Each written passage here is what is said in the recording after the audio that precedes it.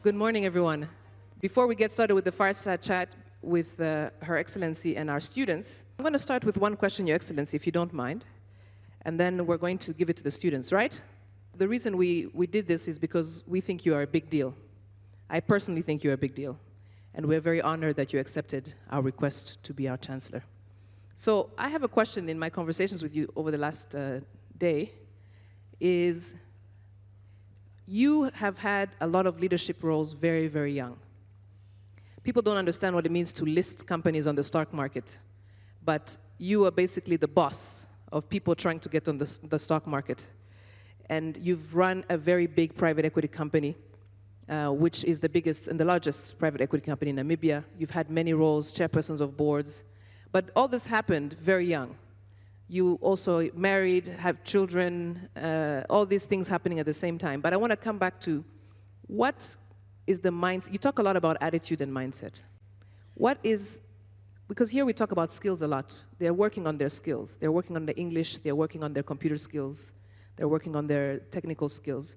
But what is important about attitude and mindset when you're trying to start a job, keep a job, and even be a good citizen? What is it about mindset and attitude that is important? When you ask the question about having been assigned leadership roles young, we have a tendency, especially as women, to say I was the first woman to be a listings executive at the Namibian Stock Exchange. I was the first to do corporate finance, but in my context, it's probably not the first woman, it was the only. So it was the only first shareholder of a private equity fund, the only managing director of a private equity fund, because there wasn't one before us. The only female chairperson of a commercially registered digital bank, which we subsequently sold. So sometimes men would come to me and say, oh, but the girl child is so lucky to have you. They have a lot to learn. And I would be like, no, you also have a lot to learn from me because there's no one else to learn from on this issue. So sometimes start from where you are. Don't wait for paths that are already walked. Walk your own path. Take some risks in your career. And being the youngest, sometimes it affected me, but often not, because when you look at yourself as the youngest, you'll start acting like that. So I didn't see myself as the youngest, so I didn't act as such. And people treat you the way that you act. So you define how people should be looking at you, and what you do around those responsibilities. So if I go around thinking people are racist towards me because I'm black, or they're being misogynistic to me because I'm a woman, or they're looking down on me because I'm young, or because I'm from a small country. If that's what I'm seeing, that's what I'll experience. So sometimes you need to rise above what I refer to in my speech as self-limiting belief systems.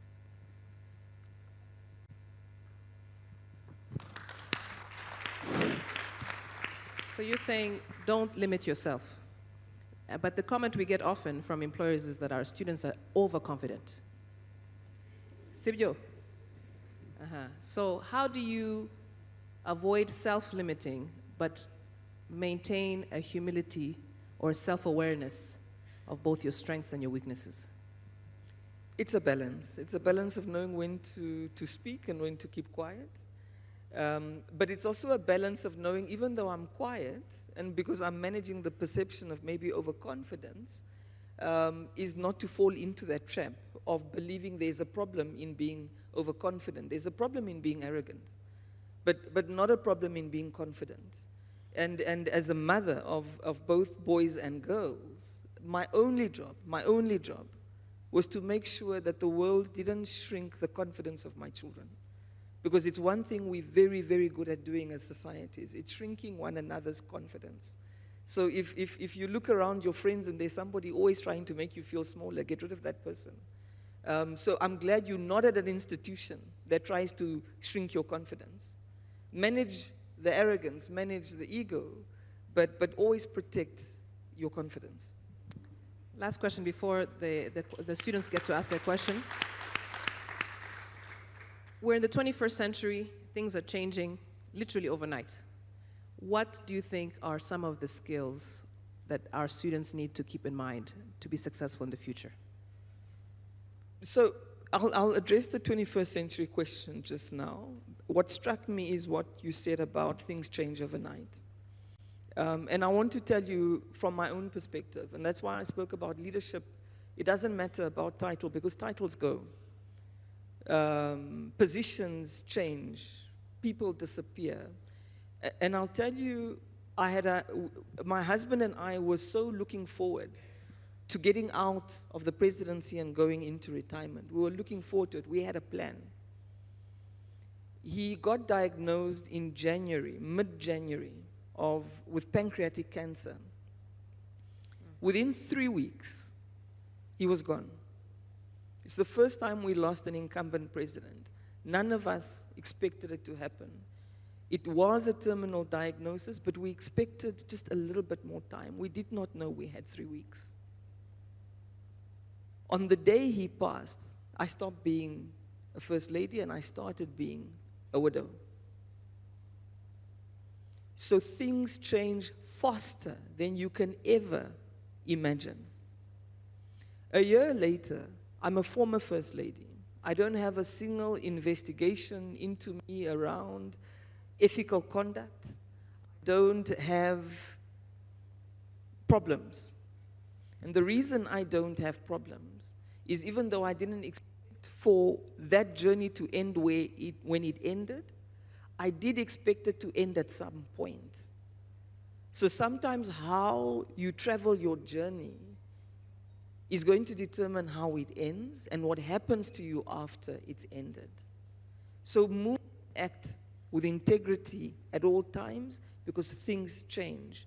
One day you're an honorable minister of education, the next day you're not. The one day you're a first lady, the next day you're not. The one day you were a minister of 4 portfolios, the next day you retired and you're sitting next to me. So things change. And the world is changing, as Natalie says.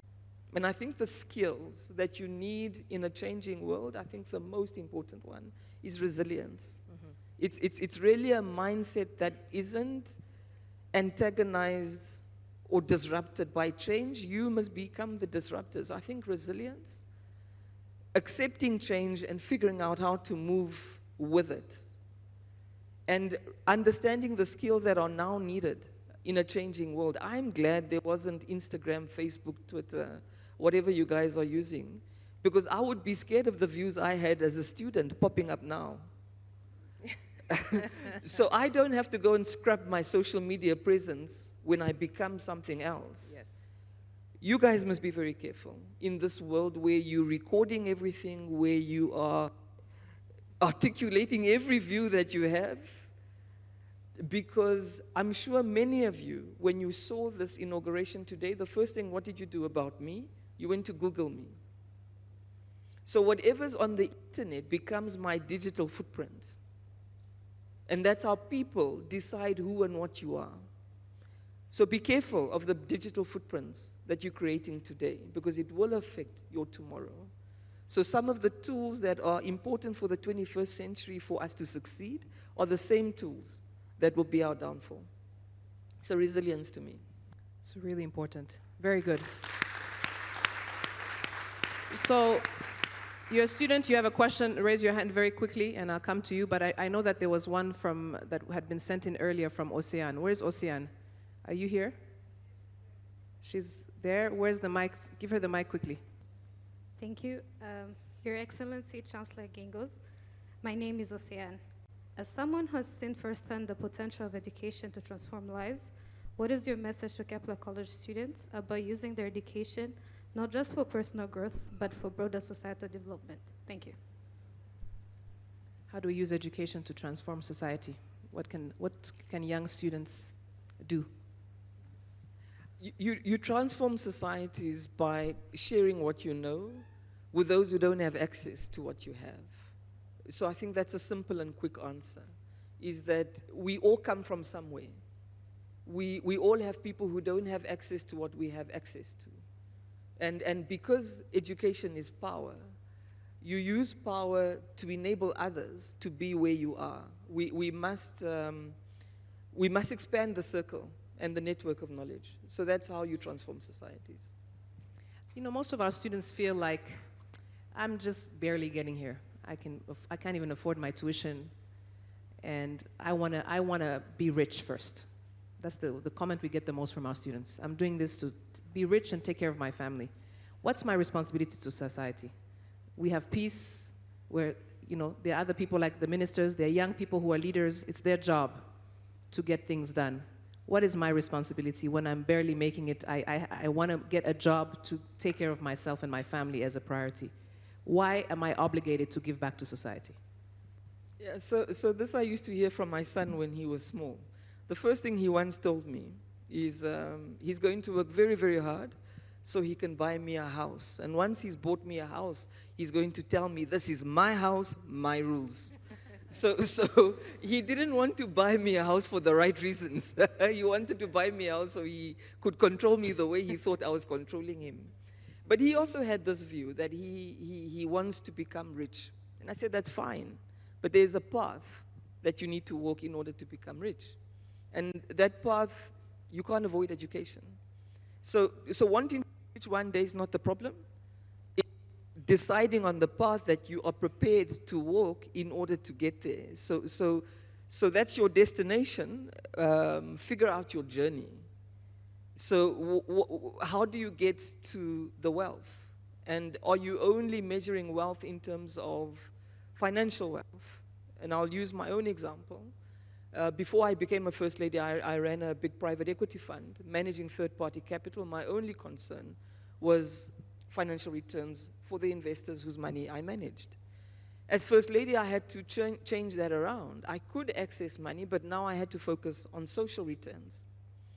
And now that I've seen the level and the scale of structural social problems, and I'm no longer First Lady, I have a temptation to go back to the financial sector, but I can't, because you can't unsee certain things. So I'm stuck here in social development, because social issues will ultimately compromise financial development and advancement. And part of my challenge, Honorable Minister, and I'm glad you asked me this question in front of students, is that many students, because they want wealth, only want to think about going into the private sector. But let me challenge you on that. Government, the state, solves our most complex problems for most of our people. So we need our best brains in government. But all of us want to run to the private sector. Who are we leaving behind in government? The minister doesn't sit here because she doesn't have the same qualifications that you have. She sits here because she's driven by passion for service, and all of these vice chancellors behind me. So we must be driven by service, because we don't better our societies if all of us pursue money. Politics decide who gets what, when. So you need politicians, you need technocrats who know exactly what to do in order to make the right decisions. So I really challenge some of you. If you want to see changes in your societies, you must think about careers, the public sector. Great. There's a question at the back. There's a hand up. Keep it brief. You know how we work at Kepler. Your Excellency, Madam Chancellor, my name is Marius Cava. As someone who has been deeply involved in empowering women, I wanted to ask, as Kepler College students, what can we do during our studies here and after our studies? How can we support the women in our communities? That's a great question. And I get asked this question a lot from people who are saying what, and I'll paraphrase your question. Lots of people ask me, what is it that I can do to help strengthen society? And the answer is the same in relation to women. I've got two answers for you. The first one is, as young men, the most important thing is when you start families, if you start families, to be present fathers to your children. Because issues of fatherlessness break families, they break societies, they break communities. The second thing that I would say to young men as well, in terms of empowering women, is there's a lot, and I don't know if those are the statistics in Rwanda, but I know across the continent, gender-based violence is too high. And it's often a microcosm of high levels of societal violence. And on university campuses, gender-based violence, particularly sexual violence, is a problem. And the trauma that sexual violence inflicts on girls, young women, and women in general is lifelong. And this untreated trauma has economic consequences in relation to the productivity of women who've been harmed or children who've been harmed. So a way for me to encourage society to protect women, especially on campuses, is to speak out against gender-based violence. It's to really speak out against sexual violence and making sure that we don't have generations of young women who have untreated trauma based on these type of experiences. Because sometimes these things that happen to us in our homes, they impact our academic outcomes, they impact our productivity, they impact our ability to be functional and constructive members of society. So a lot of these young men are going to be managers of women. Can you give them one tip on being a great, ally in the workplace? One tip to these young men who will be managed. Most of them here are trying to jump and be CEO in the next 2 years. But before they become CEO, they have to become a manager. How can they give them one tip? How can they be a great ally in the workplace to the women who work for them? So I need to brag. 2 weeks ago, we inaugurated the second female president on the continent. Yes. And almost immediately, she appointed a female vice president, 65% female cabinet.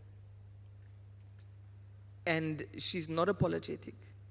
She is basing it on skill, on capability. And now people are asking, but why are you, as president, appointing a female vice president? That feels unfair. And these are questions being asked in a country that for 35 years has only had male presidents and male vice presidents. So what I can say to men who want to be allies is that there's likely one day that you're going to have a female boss.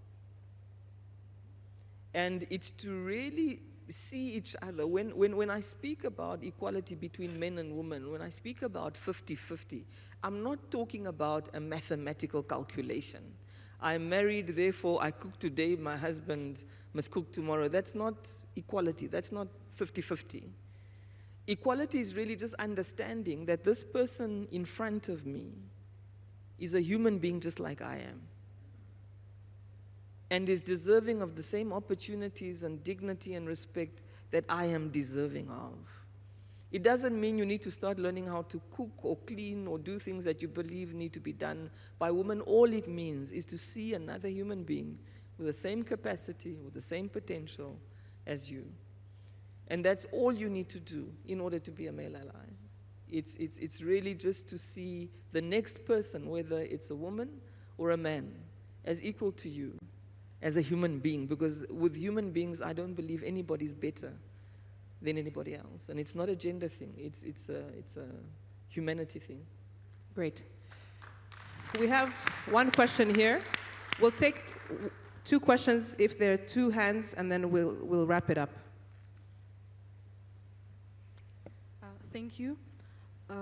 Your Excellency Chancellor Geingos, my name is Eunice, and I would love to take you a little bit behind. you talked about your experience in the finance field, and you also advised us to have careers that we engage in. But most Kepler students, as I am, we would like to become business people and have our own things. So, according to what you told us and according to our dreams, what are the practical steps would you suggest that we take to manage our finances, to effectively start our business and also impact everybody around us in the public sector and the private sector at once? Thank you.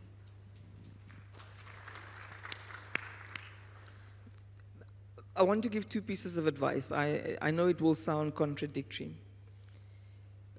Because public sector, particularly at political level, is unpredictable, it's always good to go in there with things that people can't take away from you. A degree is key to this. Nobody can take away your qualification. Integrity is key to this. Nobody can take away your integrity. And a little bit of money that you earned honestly is also key to this, because you can basically lose your job the next day and you need to be able to live. So it's true, but try and build a balance sheet before you go into public sector. I'm certainly at the place now where I feel things change. There was a time in my life when I was your age where money was important to me. It's not important to me anymore. What's important to me is a cohesive society. You ask what you should do as a business person to grow capital and manage money. I want you to start doing it now. Even if you don't have a lot, you need to be a prudent manager of your money now. Because the wrong mindset to money doesn't change. I know people, whether you give this person $100, $10,000, $100,000, they are going to mismanage it because their mindset is wrong. So it's to develop the right mindset. And managing money is like, us who like to lose weight, it's mathematical. You must spend less than what you use. So that's the mindset you need to develop now as a student with the little that you have, and that's the same mindset that you'll need as a business person. It's being not frugal, but being wise in the type of financial decisions that you make. Great. Last question. Does anybody have a last question? There's someone there? Your Excellency, Chancellor Geingos, I am Doris Keza, and my question is, would you mind painting for us a picture of what your life was like before becoming First Lady? And what was your career experience? What was your experience as an investment banker before you became First Lady? And last but not least, any tips for fresh graduates or even students at large who are about to step into the real world? Thank you. I graduated from a smallish university. I was given a government loan. And when I started asking my friends about, when we finished, about repayment, everybody laughed at me and said, what are you talking about? Nobody repays these damn government loans. And I subscribed to that. I said, okay, fine, if nobody's paying, I'm also not paying. And as I started seeing that my career is progressing quite fast, and the fact that I had studied law, and the fact that I had realized and partly decided I'll become successful, I'm ashamed to admit it. I didn't go back and pay my government loan because it was the right thing to do. I went back and paid it because I thought, if I do become successful, this issue is going to embarrass me. So I went back and I paid it, and everybody laughed at me. But within a year of becoming First Lady, there was a newspaper article saying that they are going to name and shame everybody who hasn't paid their student loans. And that is a lesson I tell students all the time. The decisions you make today will follow you one day when you do become successful. So I was relatively young, as Natalie said. What shaped me was sometimes it's important to observe power. So I sat in boardrooms, I was the youngest, and I had some great ideas, and I would articulate them, somebody else would articulate the same idea, then it becomes a fantastic idea because it was said by somebody else. This is life. So sometimes I realized in order to make myself valuable to this team, I will be the person who makes sure the work gets done so that there can be no convening without me. The first question they'll ask is, where is Monica? So I made myself valuable in that context, where I knew a board meeting, nothing could happen without me because I became the doer of the directors. So that's how you make yourself valuable on a team. So when there's things that need to be done, you automatically become part of that. As my career started to progress, as we started to do bigger and bigger things, politicians took an interest in my career. Then I started getting appointed by the former president, the one before my husband. I got appointed to the Public Office Bearers Commission, where we determine the salaries of politicians. I got appointed to the President's Economic Advisory Council, because senior people look for people who've succeeded on their own and have done something. There's a body of work that you can point to that you succeeded at without the assistance of anybody. Then there was an assumption, because of the way I speak English, that I must come from a wealthy family. I don't. I still don't. What I come from is a family that believed in education, and my father literally moved to a mining town that provided free education and had very strong early childhood development. And then my father did what I talked to you earlier. He focused on being a present father, protecting the confidence of his daughters. He had 5 of us and only 1 boy. I think I was supposed to be a boy. He kept on trying for more boys, but he was unlucky. Me and a few more girls came. But he protected our confidence. He made sure we had good education, particularly early childhood development. And this is what you need to do for your own children when you have children. So, and then things from my childhood helped me manage the stress of being in high pressure environments before I became First Lady. Like sports. I was quite a good sports person. I was a seeded squash player. I ran, I did everything. And I used sports and gym as a way of managing my stress, managing my health, because you don't always have time to make healthy lifestyle decisions, and sports helped me just to get my mind right. So all of this collides pre-First Lady, because it shaped who I am, but it also shaped the type of First Lady that I became. Because in all the roles that I played, I earned my titles. First Lady was the first time I got a title that I didn't earn. It was by marrying someone. That all of a sudden I had all this social capital. And there was one young girl who ran up to me one day and said, oh, I also want to be a First Lady just like you. I said, no, please, aspire to be a president. Don't aspire to marry the right person. Aspire to have the right career. So who I was before I became First Lady was instrumental in the type of First Lady that I became, because I didn't have a complex. I didn't have an inferiority complex. But I did have a challenge in understanding I've got the social capital, this unearned privilege that I didn't earn. So what do you do with any kind of capital? You must spend it. So I spent mine on having difficult conversations and really pushing the envelope on difficult issues in the country. So who you are before you became a student and a graduate is going to be very important in determining what kind of leader you'll become in the future. Thank you so much. Like I said, she's a big deal, right? Yes. I want to just say before we close, and Ambassador Murigande comes to speak, if you have any final words for our students. I think there is a lot of anxiety with the world today. They're anxious individually about their future. Will they find a job? Will they make it? Will they even finish Kepler? Because there's a lot of not yets happening. You talked about resilience. Resilience is the ability to survive whatever transformation or change is happening. Any final words for our students? In the context of uncertainty, of an uncertain world, of uncertain lives, I want to share with you what helped me to not go mad in the last year.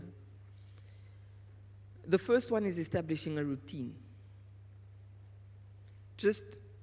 You can't, and my children, if they're watching, are going to be angry with me, but you can't be in your room until noon, 1 o'clock, and then 2 o'clock you're playing video games. There must be a routine. Even if you have nothing to do, even if you are waiting to get employed, you must establish a routine. That was very important for me. The second important thing for me was exercise. And I know with youth unemployment, you are going to find a moment where you are in between studies, in between finishing your studies and getting a job. You must look after your mental health. The third thing that was important for me is not to use a crutch to cope with whatever I'm going through. So no alcohol, no drugs, no sleeping pills, nothing that can become addictive and become a negative coping mechanism. And then the fourth is just to remind yourself, life is unfair. And to take things day by day. If I had to last year try and figure out where I would be this time this year, I would have gone mad. I literally took things day by day. If today was a good day and people asked me, how is your day? I would say, I'm having an incredible day. Today, I'm really having an incredible day. But if I wake up tomorrow and I'm having a bad day, and someone asks me, how's your day? I'll tell them, I'm having a really bad day. Having a bad day doesn't mean you have a bad life. It just means you have a bad day. So take things day by day. That will be my parting words. Thank you so much, Your Excellency. Thank you so much.